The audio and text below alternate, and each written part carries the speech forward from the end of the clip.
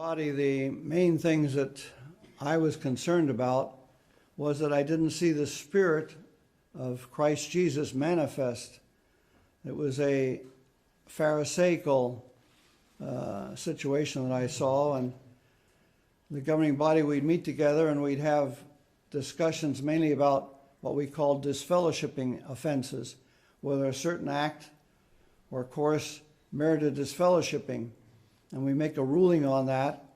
Then as soon as the ruling was made, questions would come on details of that ruling. What about in this case? What about in that case?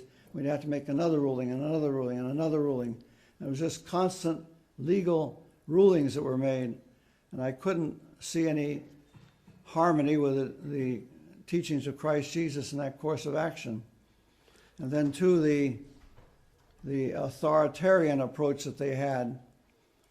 So those were the things that concerned me the most. The various errors that I saw were not as important as that. And eventually I decided I just couldn't continue on. And I decided I would leave.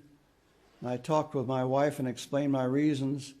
But we decided that we would leave quietly. We wouldn't make a big scene, but just quietly withdraw. We'd leave the Bethel headquarters and then gradually just separate, but do it quietly. So I asked for 2 months leave of absence.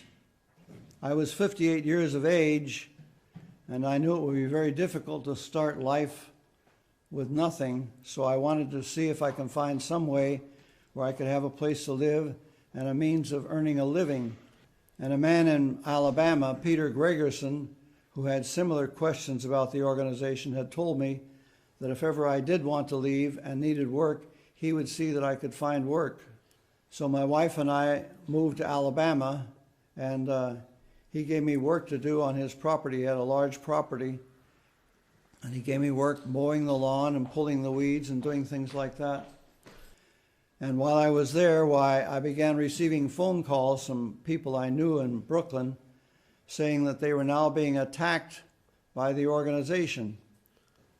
They were brought before judicial committees and accused and disfellowshipped, one after the other.